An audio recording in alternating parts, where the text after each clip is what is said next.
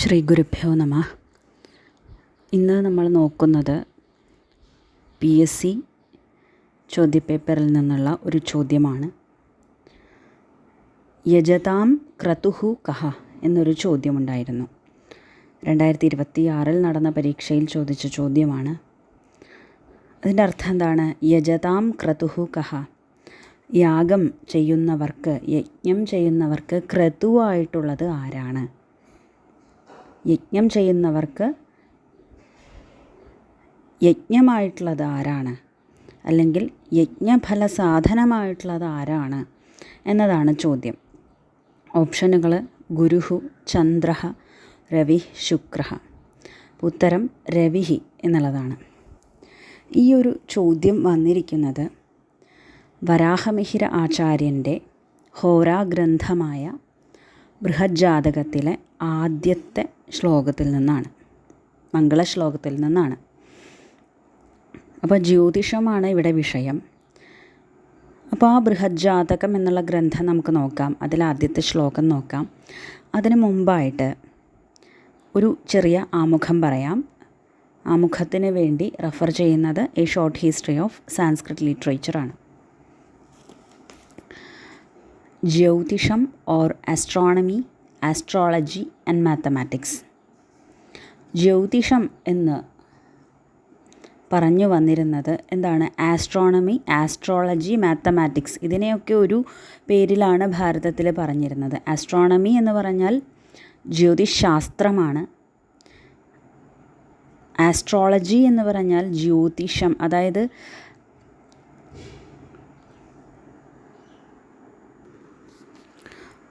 ജാതകം തുടങ്ങിയിട്ടുള്ള മനുഷ്യ ജീവിതത്തെ സംബന്ധിച്ചിട്ടുള്ള കാര്യങ്ങൾ, അതാണ് ആസ്ട്രോളജി.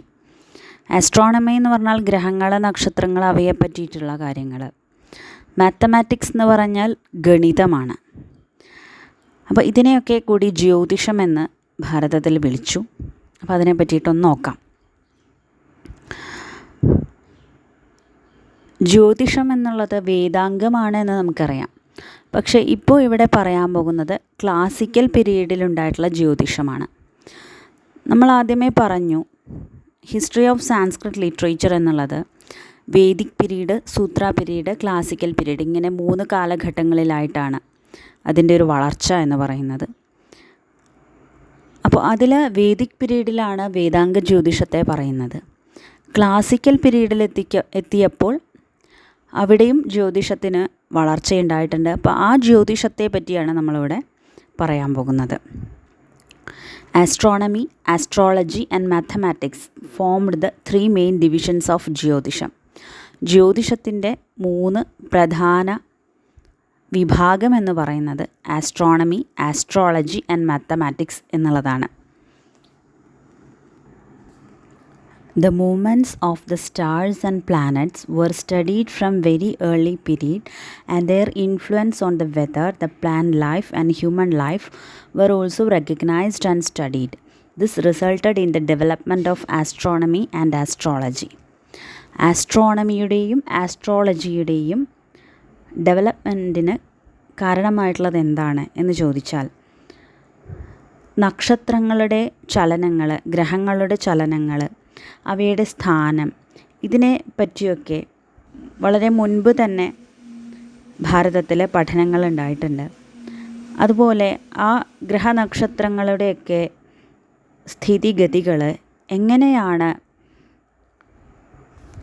കാലാവസ്ഥയെ സ്വാധീനിക്കുന്നത്, അതുപോലെ വൃക്ഷങ്ങളുടെ, സസ്യങ്ങളുടെയൊക്കെ വളർച്ചയെ സ്വാധീനിക്കുന്നത്, മനുഷ്യ ജീവിതത്തെ എങ്ങനെയാണ് സ്വാധീനിക്കുന്നത് എന്നുള്ള കാര്യങ്ങളൊക്കെ മുൻപ് ഭാരതത്തിലെ പഠനത്തിന് വിധേയമാണ്. അതിൻ്റെ ഫലമായിട്ടുണ്ടായി വന്ന ശാസ്ത്രങ്ങളാണ് ആസ്ട്രോണമിയും ആസ്ട്രോളജിയും. Calculations of the movements of the celestial beings and working out their positions gave rise to the science of mathematics. അതായത് ഗ്രഹങ്ങൾ, നക്ഷത്രങ്ങൾ, ഇവയുടെയൊക്കെ ഗതികൾ, അതുപോലെ അവയുടെ സ്ഥാനം, അവയുടെ പൊസിഷൻ, അപ്പോൾ ഇതിനെ പറ്റിയൊക്കെ കണക്ക് കൂട്ടുക എന്നുള്ള രീതിയിൽ അതിനെ പഠനവിധേയമാക്കിയപ്പോൾ എന്താണ് ഗണിതം വികസിച്ചു വന്നു. The construction of altars according to strict rules in different shapes for various sacrifices made geometry a part of Brahmanical rites. അതായത് ജ്യാമിതി, യജ്ഞങ്ങൾ യാഗങ്ങളൊക്കെ ചെയ്യുമ്പോൾ അവിടെ ആവശ്യമായിട്ടുള്ള പലതരത്തിൽ ഷേപ്പുകളിലുള്ള പല സാധനങ്ങളും ആവശ്യമുണ്ട്. ഇപ്പോൾ ഹോമകുണ്ഡങ്ങൾ അല്ലെങ്കിൽ വേദി, അങ്ങനെ യാഗത്തിന് ആവശ്യമായിട്ടുള്ള സാധനങ്ങളെ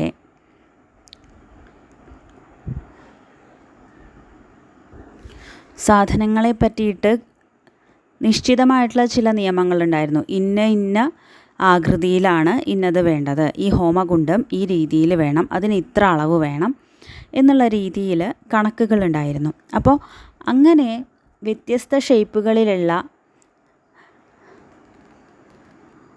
യജ്ഞ അംഗങ്ങളുടെ ഒരു സമ്പ്രദായം എന്ന് പറയുന്നത് അത്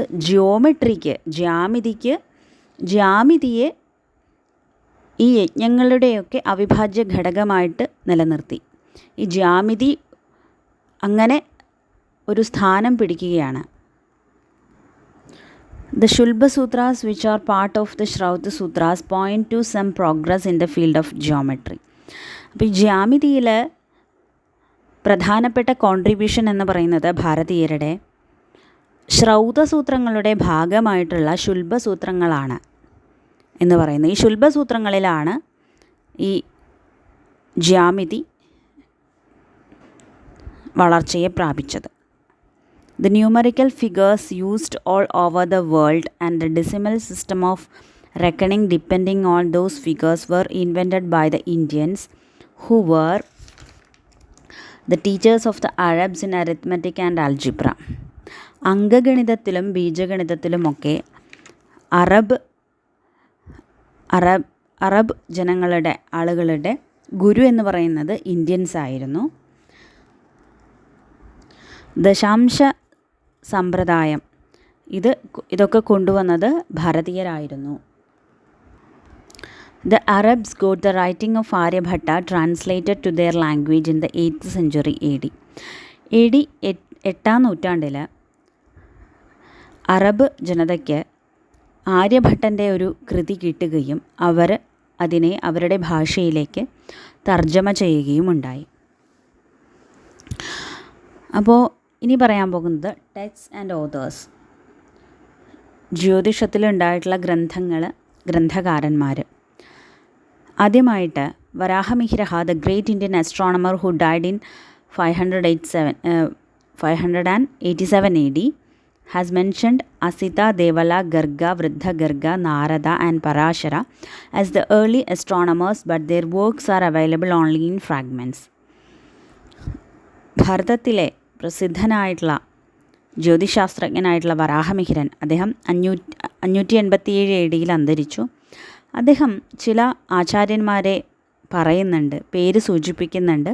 അവർ ആദ്യം ഉണ്ടായിരുന്ന ജ്യോതിശാസ്ത്രജ്ഞന്മാരാണ് എന്ന രീതിയിൽ സൂചിപ്പിക്കുന്നുണ്ട്. പക്ഷേ അവരുടെ ഗ്രന്ഥങ്ങളൊന്നും പൂർണ്ണമായിട്ട് ലഭ്യമല്ല. ആ ആചാര്യന്മാരാണ് അസിത, ദേവല, ഗർഗ, വൃദ്ധ ഗർഗ, നാരദ, പരാശര. ഗർഗ സംഹിത was known to the Greeks who came along with Alexander, but it is now lost for us, having probably been carried away by the Greeks. Greek ജനതയ്ക്ക് ഗർഗ സംഹിതയെ അറിയാം.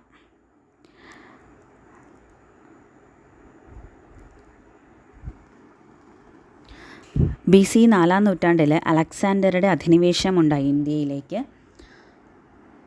അപ്പം അങ്ങനെ അവർ ഇന്ത്യയിലേക്ക് വരികയാണ്. അതുമൂലം ഗ്രീക്ക് ജനതയ്ക്ക് ഗർഗസംഹിതയെ അറിയാം.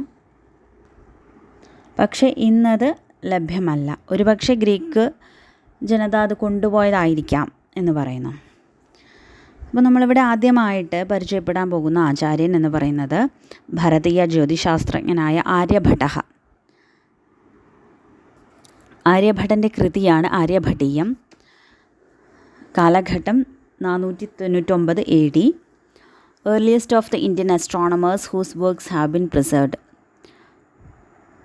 ഭാരതീയ ജ്യോതിശാസ്ത്രജ്ഞന്മാരിൽ കൃതികൾ നഷ്ടപ്പെടാത്ത ആദ്യത്തെ ജ്യോതിശാസ്ത്രജ്ഞനാണ് ആര്യഭടൻ എന്ന് പറയുന്നത്. 33 stanzas in his work are on mathematics, while others are astronomical in content. അദ്ദേഹത്തിൻ്റെ ആര്യഭടീയത്തിലെ 33 സ്റ്റാൻസകൾ ഗണിതമാണ്, ബാക്കിയുള്ളവ അസ്ട്രോണമിക്കലാണ്. He held that the earth was a sphere and it rotated in its own axle. ആര്യഭടൻ പറഞ്ഞു, എർത്ത്, ഭൂമി എന്ന് പറയുന്നത് ഒരു ഗോളമാണ്, അത് അതിൻ്റെ സ്വന്തം അച്ചുതണ്ടിൽ ഭ്രമണം ചെയ്തുകൊണ്ടിരിക്കുന്നു എന്ന് ആര്യഭടൻ പറഞ്ഞു. He also had a correct conception of the eclipse. ഗ്രഹണങ്ങളെപ്പറ്റി അദ്ദേഹത്തിന് കറക്റ്റായിട്ടുള്ള അറിവുണ്ടായിരുന്നു. Aryabhata was born in the year 476 AD. 476 AD അദ്ദേഹം ജനിച്ചത്. കുസുമപുരത്താണ് അദ്ദേഹം ജനിച്ചത്. ഇനി അടുത്ത ആചാര്യനാണ് വരാഹമിഹിരഃ. 587 AD അദ്ദേഹം മരിച്ചു. അദ്ദേഹം ഇന്ത്യൻ ജ്യോതിശാസ്ത്രത്തിലെ ഒരു ഗ്രേറ്റസ്റ്റ് അതോറിറ്റി ആയിരുന്നു. വളരെ പ്രാമാണികനായിരുന്നു. അതുപോലെ ആസ്ട്രോളജിയിലും അദ്ദേഹം ഒരു പ്രാമാണികനായിരുന്നു. His great work Panchasiddhantika gives an account of the 5 schools of astronomy called Paitamaha Siddhanta, Romaka Siddhanta, Paulisha Siddhanta, Suryasiddhanta and Vasishtha Siddhanta. അദ്ദേഹത്തിൻ്റെ പ്രധാനപ്പെട്ട ഒരു കൃതിയാണ് പഞ്ചസിദ്ധാന്തിക എന്ന് പറയുന്നത്. അതിൽ അദ്ദേഹം പറയുന്നു 5 സ്കൂൾസ് ഓഫ് ആസ്ട്രോണമി. ആസ്ട്രോണമിയിലെ 5 സ്കൂൾസിനെ പറ്റി അദ്ദേഹം പറയുന്നു. ആ 5 സ്കൂളുകളാണ് Paitamaha Siddhanta, Romaka Siddhanta, Paulisha Siddhanta, Suryasiddhanta and Vasishtha Siddhanta. The most accurate among these is the Suryasiddhantam. ഇതിലേറ്റവും കൃത്യതയുള്ളതും പ്രധാനപ്പെട്ടതും സൂര്യസിദ്ധാന്തമാണ്. The Brihat Jatakam of Varahamihira, which is popularly known as Hora, is an authoritative work on astrology. Astrology എന്ന് പറയുമ്പോൾ അവിടെ ഫലം, മനുഷ്യജീവിതവുമായിട്ട് ബന്ധപ്പെട്ട് എങ്ങനെ ഈ ഗ്രഹങ്ങളുടെ സ്ഥിതിയൊക്കെ നമ്മുടെ ജീവിതത്തെ ബാധിക്കുന്നു, ജാതകം, അങ്ങനെയുള്ള കാര്യങ്ങളാണ് ഈ ആസ്ട്രോളജി എന്ന് പറയുന്നത്. അപ്പോൾ ആസ്ട്രോളജിയിലുള്ള ഒരു ഗ്രന്ഥമാണ്, വരാഹമിഹിരൻ്റെ ഗ്രന്ഥമാണ് ബൃഹത് ജാതകം എന്ന് പറയുന്നത്. അപ്പോൾ ബൃഹത് ജാതകത്തിലെ ചോദ്യമാണ് ഇവിടെ നമ്മൾ കണ്ടതും. അതർ വർക്ക്സ്, വരാഹമിഹിര ആചാര്യൻ്റെ മറ്റ് ഗ്രന്ഥങ്ങളാണ് ബൃഹത് വിവാഹ പടലം. ഇത് വിവാഹങ്ങളെ പറ്റിയിട്ടുള്ള ഗ്രന്ഥമാണ്. അടുത്തത് ബൃഹത് സംഹിത. വരാഹമിഹിര ആചാര്യൻ്റെ ബൃഹത് സംഹിതയിൽ 106 അധ്യായങ്ങളുണ്ട്. അത് ആസ്ട്രോളജിയുമായി ബന്ധപ്പെട്ട ഗ്രന്ഥം തന്നെയാണ്. Geography, astrology, geography, weather, characteristic marks on the bodies of men, women, etc. and the omens and many such things. ഈ ബൃഹത് സംഹിത എന്ന് പറയുന്നത് ആസ്ട്രോളജിയുമായി ബന്ധപ്പെട്ടതാണ്, ജിയോഗ്രഫിയുമായി ബന്ധപ്പെട്ടതാണ്, വെതർ, അതുപോലെ സ്ത്രീ പുരുഷന്മാരുടെ ലക്ഷണങ്ങൾ, ഇങ്ങനെയുള്ള കാര്യങ്ങളൊക്കെയാണ് ഈ ബൃഹത് സംഹിതയിൽ പറയുന്നത്. In the matter of astrology he often refers to the views of the Greek. As regards astronomy and astrology, the ancient Indians attained some progress independently, but soon they came under the influence of the Greek astronomy and astrology. അസ്ട്രോളജിയെ സംബന്ധിച്ച് വരാഹമിഹിര ആചാര്യൻ ഗ്രീക്കിലുള്ളവരുടെ അഭിപ്രായങ്ങളെ കൂടി refer ചെയ്യുന്നുണ്ടെന്ന് പറയുന്നു. എന്തുകൊണ്ടാണ് ഗ്രീക്കിലുള്ളവരുടെ അഭിപ്രായങ്ങളെ refer ചെയ്യുന്നതെന്ന് വെച്ചാൽ, ഭാരതത്തിലെ ആസ്ട്രോളജിയെയും ആസ്ട്രോണമിയെയും സംബന്ധിച്ച് ഭാരതത്തിൽ തന്നെ ഒരുപാട് വികസനങ്ങൾ, സിദ്ധാന്തങ്ങളൊക്കെ രൂപപ്പെട്ടിട്ടുണ്ടെങ്കിലും അലക്സാണ്ടറുടെ ഇൻവേഷനോട് കൂടി ഗ്രീക്ക് ആസ്ട്രോണമിയും ആസ്ട്രോളജിയുമായിട്ട് കുറച്ച് ഇൻഫ്ലുവൻസ് ഭാരതീയ ആസ്ട്രോണമിക്കും ആസ്ട്രോളജിക്കും ഉണ്ടായിട്ടുണ്ട് എന്നാണ് പറയുന്നത്. ഇനി അടുത്ത ആചാര്യനാണ് ബ്രഹ്മഗുപ്ത. 598 AD അദ്ദേഹം ജനിച്ചത്. അദ്ദേഹം ആസ്ട്രോണമിയിൽ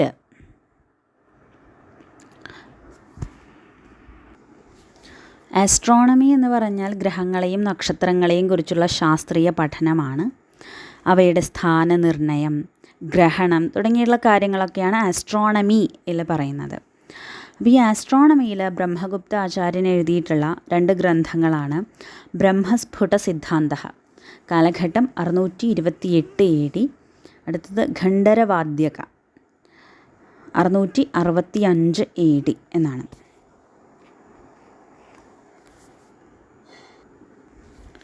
ക്ഷമിക്കണം, ഖണ്ഡഘാദ്യകം എന്നതാണ് പേര്. ഇനി അടുത്ത ആചാര്യനാണ് യവനേശ്വര. The earliest work on astrology is perhaps the Yavana Jatakam by one Yavaneshwara, composed in 169 AD. AD 169 യവനേശ്വരൻ എന്ന് പറയുന്ന ആചാര്യൻ എഴുതിയ ആസ്ട്രോളജിയിലുള്ള ഒരു ഗ്രന്ഥമാണ് യവന ജാതകം എന്ന് പറയുന്നത്. ഇനി അടുത്ത ആചാര്യനാണ് സ്ഫൂർജിധ്വജ. അദ്ദേഹത്തിൻ്റെ ഗ്രന്ഥത്തിൻ്റെ പേരും യവന ജാതകം എന്നാണ്. കാലഘട്ടം 268 AD. അതിൽ 4000 വേഴ്സസ് ഉണ്ട്. ഇനി അടുത്ത ആചാര്യനാണ് പൃഥുയശാഹ. അദ്ദേഹം വരാഹമിഹിരാചാര്യൻ്റെ മകനാണ്. അദ്ദേഹം എഴുതിയ ഗ്രന്ഥമാണ് Hora Shad Panchashika, which along with the works of his father has been commented upon by Bhattotpala of the 10th century AD. ഈ ഹോരാ ഷഡ് പഞ്ചാശിക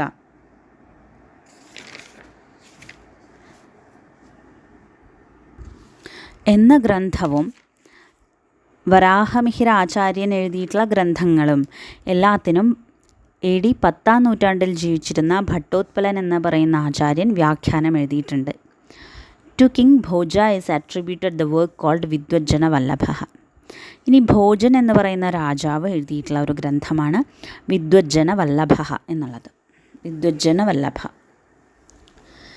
ഇനി അടുത്ത ഒരു ആചാര്യനാണ് മഹാവീരാചാര്യ. അദ്ദേഹത്തിൻ്റെ ഗ്രന്ഥമാണ് ഗണിതസാര സംഗ്രഹ. 10ാം നൂറ്റാണ്ടിൻ്റെ തുടക്കത്തിലാണ് കാലഘട്ടം. A work dealing with geometrical progressions. Geometrical progressions ആണ് ഇതിലെ വിഷയം. അടുത്ത ആചാര്യനാണ് ഭാസ്കരാചാര്യ. അദ്ദേഹത്തിൻ്റെ ഗ്രന്ഥമാണ് സിദ്ധാന്ത ശിരോമണി 1172 AD. അദ്ദേഹം വളരെ പ്രസിദ്ധനായ വളരെ ഗ്രേറ്റ് മാത്തമാറ്റീഷ്യനായിരുന്നു അദ്ദേഹം. ഈ സിദ്ധാന്ത ശിരോമണിയിൽ 4 ഭാഗങ്ങളുണ്ട്. 1 ലീലാവതി, 2 ബീജഗണിതം, 3 ഗ്രഹഗണിതം, 4 ഗോളഹ. അതുപോലെ ഭാസ്കരാചാര്യൻ എഴുതിയിട്ടുള്ള മറ്റൊരു ഗ്രന്ഥമാണ് കരണകുതൂഹലം എന്നുള്ളത്. കാലഘട്ടം 1188 AD. After the 12th century AD, many works were written on astrology, but few on astronomy and mathematics. AD 12ാം നൂറ്റാണ്ടിന് ശേഷം ആസ്ട്രോളജിയിൽ ഒരുപാട് കൃതികൾ ഉണ്ടായിട്ടുണ്ടെങ്കിലും ആസ്ട്രോണമിയിലും മാത്തമാറ്റിക്സിലും കൃതികൾ തീരെ കുറവായിരുന്നു എന്നാണ് പറയുന്നത്. Palmistry and Prashnamarga began to develop as 2 independent branches of astrology from the 12th century onwards. 12ാം നൂറ്റാണ്ട് തുടങ്ങി ഹസ്തരേഖാശാസ്ത്രവും പ്രശ്നമാർഗവും ജ്യോതിഷത്തിൻ്റെ 2 സ്വതന്ത്ര വിഭാഗങ്ങളായിട്ട് മാറി. They are used for predictions of the future, but their scientific value is doubtful.